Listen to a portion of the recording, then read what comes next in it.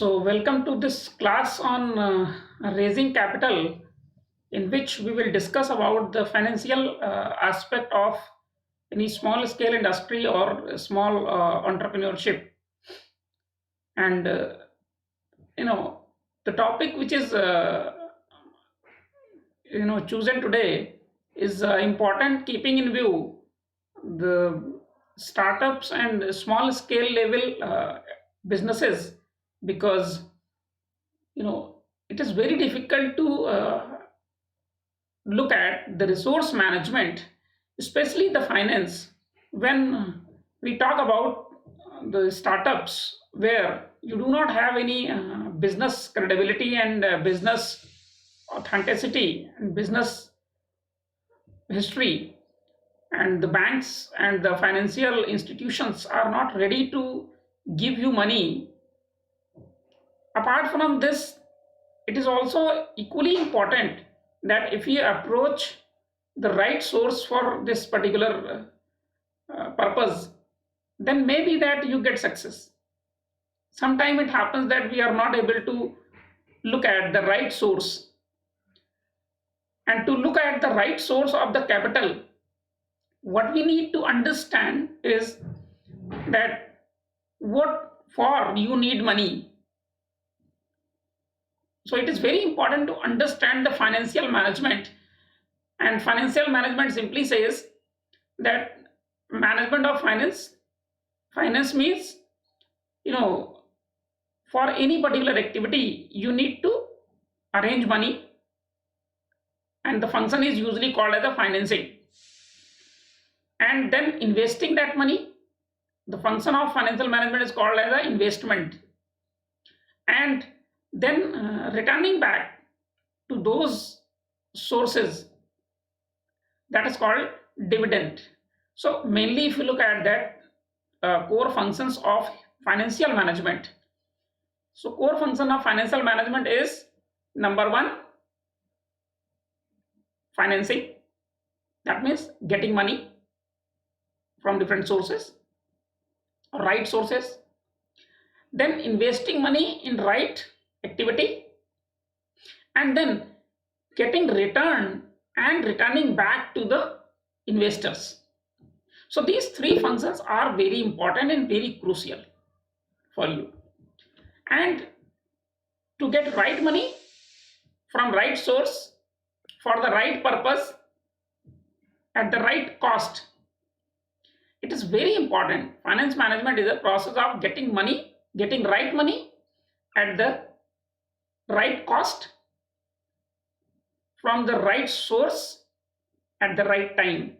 So we have discussed human resource management, getting right things done in a right way. We have discussed marketing management, getting right things done in a right way, getting right product at the right cost at the right place through the right promotion. Now in financial management, the right thing is money. So getting the right money, right capital at the right cost of capital is very important, through the right process, right, from the right source, right. It does not mean that you need 1 lakh rupees for your startup. So you go to any mafia don and say, you give me 1 lakh rupees and we will return it, because in this case mafia don will be very happy to invest. Maybe that you don't know what is the cost of that 1 lakh rupees from mafia don, but that is not the right source. So we talk about the sources of fund, how to raise this capital for your startup. So if you look at the different types of fund requirement, so usually the capital requirement is classified into three categories. Sometimes you need long term capital, that means you need money for more than 5 years.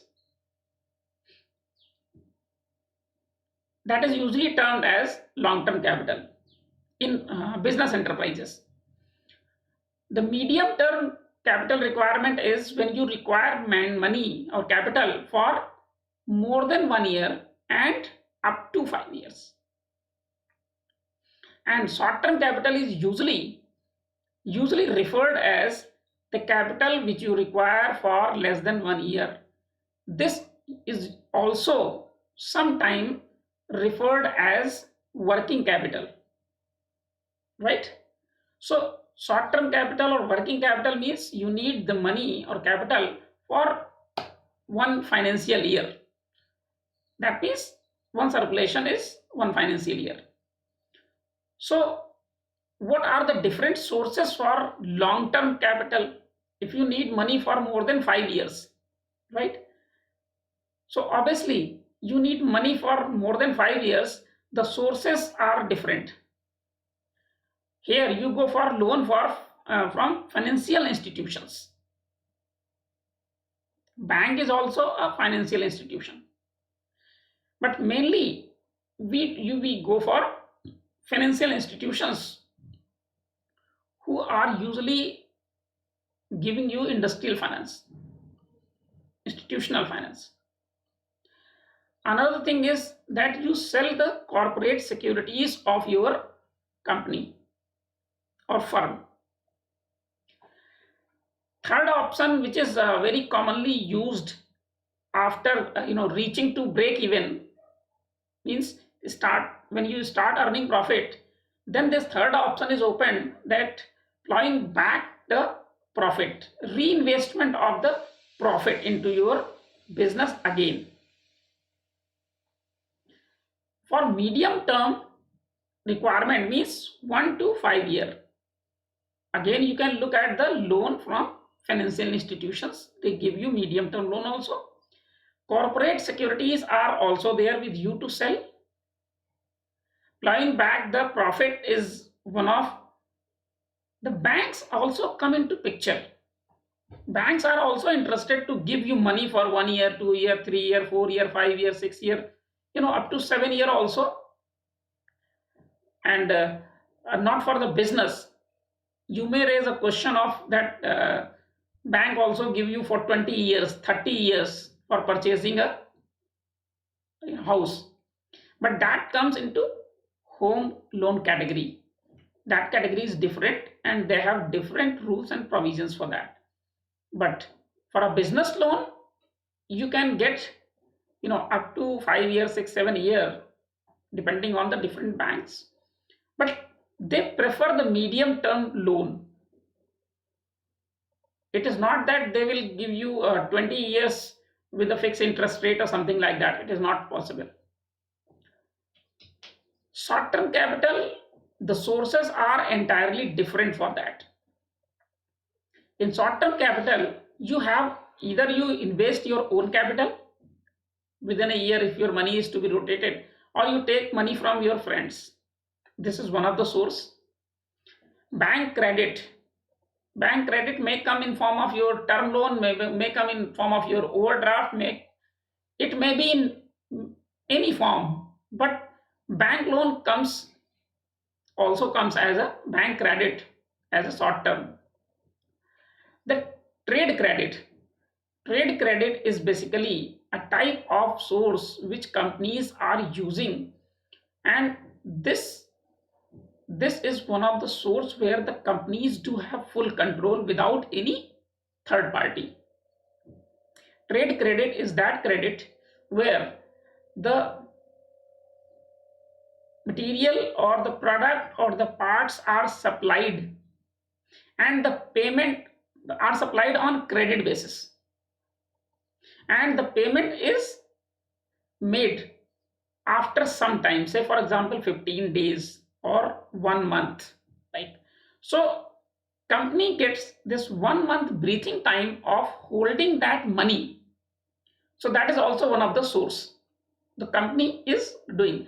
Like you might be remembering in recent days, I would not say that exactly it is trade credit, but in case of Vodafone or Airtel or Jio, when this Supreme Court had put some penalty, so these companies were asking for some time to pay. Altogether, Supreme Court has given them 10 years something in last hearing to pay. So if they get some time period to pay the credit, so that means for that period they get some money to hold with them, and that is one of the source. For them it may not be short term source, but it is obviously it is not the regular source. But in case of trade credit, say for example, a shopkeeper when keep Parle-G biscuits from company for selling. So company provide Parle-G biscuit to retailer shopkeeper. Say for example, today company provide one petty of that Parle-G biscuit. So shopkeeper is required to pay after 1 month or 15 days something. So this 1 month or 15 days time that shopkeeper gets, it is basically short term source of fund. This is called trade credit. Installment credit. So when you get not the full one, but you get installments. So you get the full amount and then you have to pay payment in installments. So you can keep your money with you for some time. So companies are using these sources. Customer advance is one of the very much widely used by the big multinational companies. They book the product early, maybe 1 day, 2 day, or maybe 1 month, or maybe 6 months. Like for example, I can tell you that in mid of 80s, this Bajaj scooter was taking full customer advance, full cost of the scooter in advance of 6 months or 1 year. After 6 months, 1 year, they were supplying product, and full amount was taken on booking. So nowadays also, when you go to purchase any two-wheeler or four-wheeler, you book car with the some amount of 5,100 or 10,100, something like that. It has become a religious to pay 5,100, something like that. Why not 4,999? Because in business, 499 or 4,999 is more visible. When company is selling you, they put this price 4,999, but they take advance from customer, they say 5,100, keeping you in loop of religious sentiment. So because you are emotional to that your product or something like that. So okay, my point is that there is a customer advance culture. It may not be in some countries, keeping in with the level of development or developing or developed. Another option for short term capital is money lender. Money lenders are basically other than financial institutions, cars and all. So you can take money from them also for short term purpose. So our focus in financial institution is mainly how to manage the corporate securities. Today we'll try to address this thing, what corporate securities means. Corporate securities are the instruments of the companies by which capital is raised by joint stock companies or companies.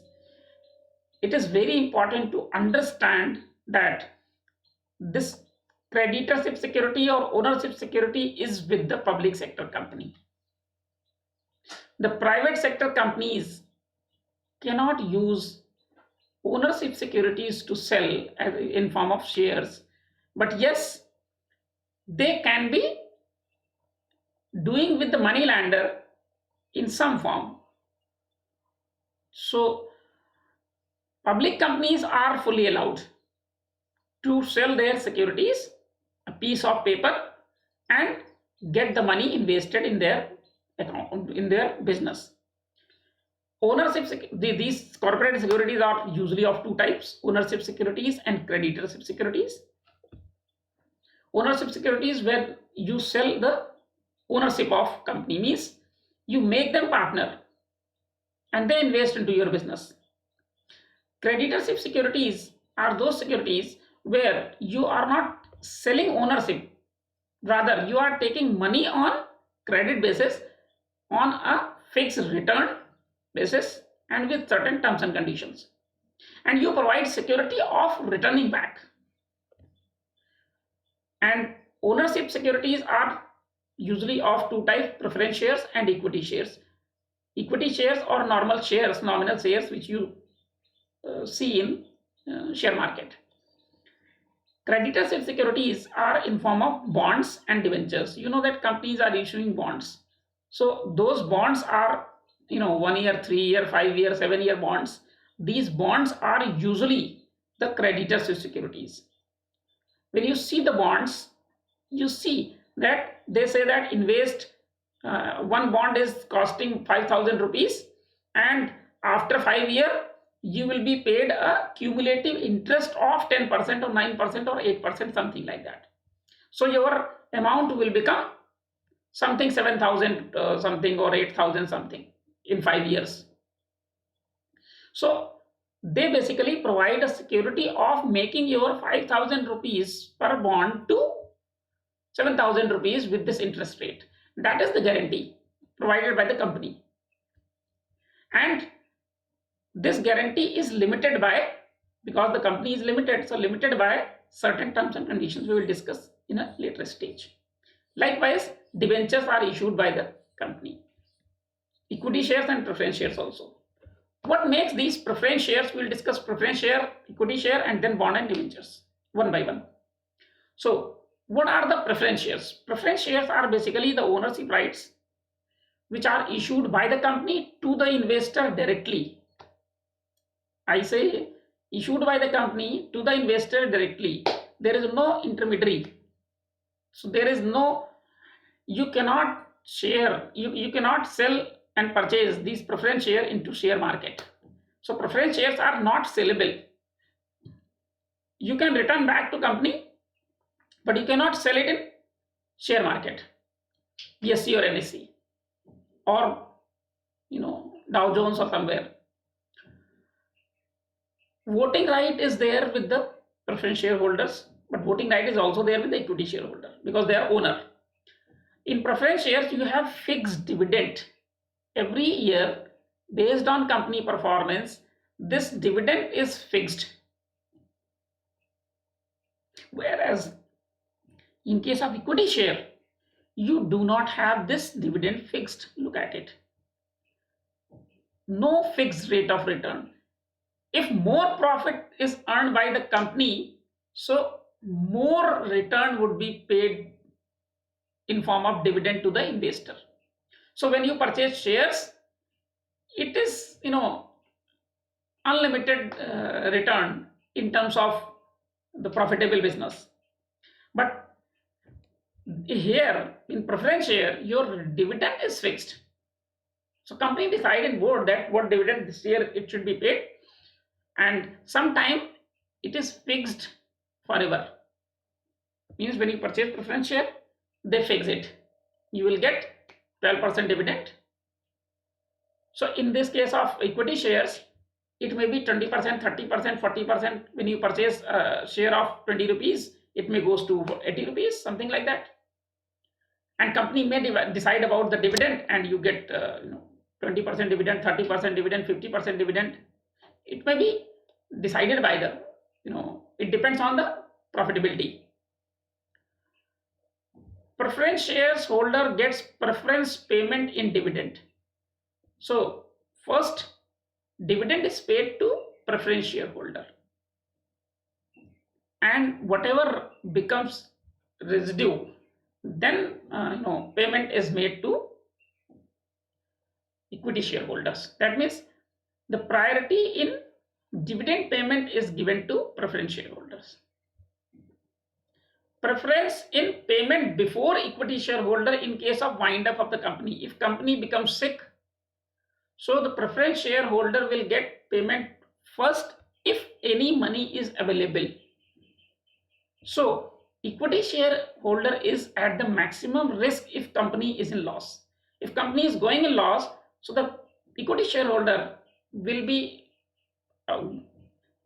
will not be getting, even may not get some return if the money is not available, because company is in loss. If company is declared as sick and company is in a stage of wind up, so equity shareholder may lose complete amount. In case of preference shares, It is issued by the company to investor, whereas equity shareholder can be purchased at any time from the share market and can be sold at any time in the share market.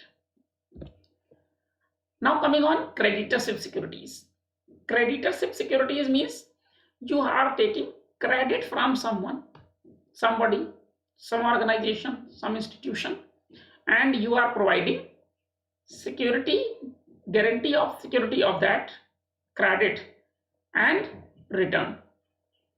So bonds are usually issued for a fixed period with a fixed rate of return, and in this bond the risk factor is involved, keeping in view that the security is guaranteed against the company performance and the business assets. It is guaranteed. But if company is declared as a sick unit, so bond holder can lose money. But provided if company is not declared as sick unit, then bond holder will get money. So there is a catch. Debentures are basically the guaranteed payment against the assets. That means even by selling the property or assets of the company, when company is about to dissolve, debenture holder will get their money back even after selling the property or assets of the company. That means debenture holder is the first person who will get the first money revenue that is being earned by dissolving that company. Even say for example company is sick, company is about to wind up, and company's worth is very very very very less, and even the whatever amount will be coming after selling the assets, chair, table and other assets of the company, whatever amount will come, that amount will be first paid to debenture holders on priority basis. That means bond holder will not get even single penny if the money is less than debenture holder's credit.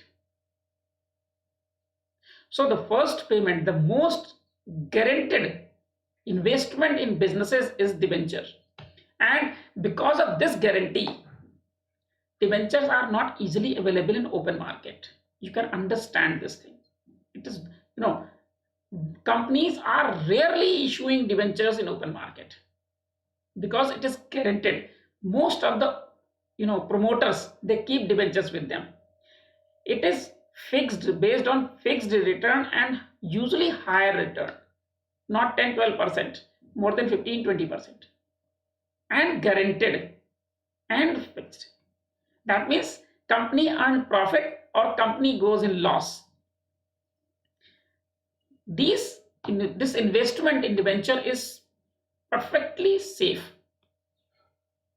So you can understand that even some of the companies, like recently I will quote one of the example, that Anil Ambani declared their companies as the loss making companies sick, and declared in London court that he is unable to pay. He does not have any earning, and he lives on the wife's earning. Normal. Look at. So all companies which Anil Ambani is owning must be having debentures with Anil Ambani, and that return is guaranteed because that debentures were not available in open market. Most of in their family members' name, either wife name or niece name or in anyone's name, and that is guaranteed. But that will come after dissolving the company. But before dissolving, someone who has given credit, financial institutions, say for example in London case, it is Bank of China or other banks, They are asking their money. So my point is that most of the promoters, they invest their own money into debentures and keep safe. No risk for investor.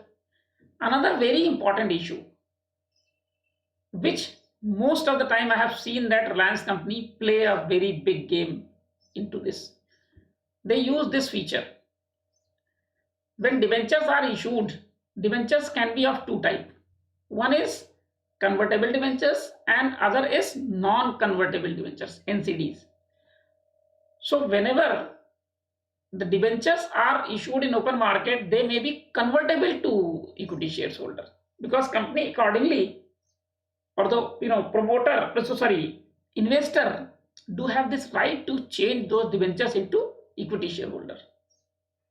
So look at classic thing. If company becomes successful, earns much profit, so usually debenture holders convert those debentures into equity shares. Why? Because equity shares may be returning 200% and debenture may be giving them return as 15 or 20%. So they can convert it. So they have this convertibility option, which is not there in bonds, or preference shareholder can also go in equity share. But this is unique feature. So it is very important to understand the main game of these debentures. I would advise all of you to study a case of Solomon versus Solomon and Company.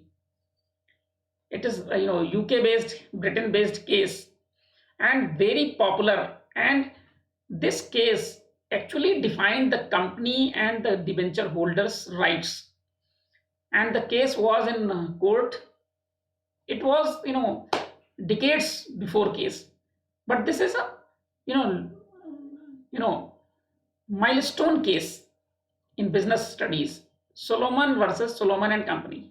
I would say that you must Google and get this case and study it. And if interested, we will discuss on some platform on this particular case. So my point in today's session was that we must understand the different sources of fund, the finance of startups or any small scale industry or enterprise, and we must understand the type and nature of fund requirement.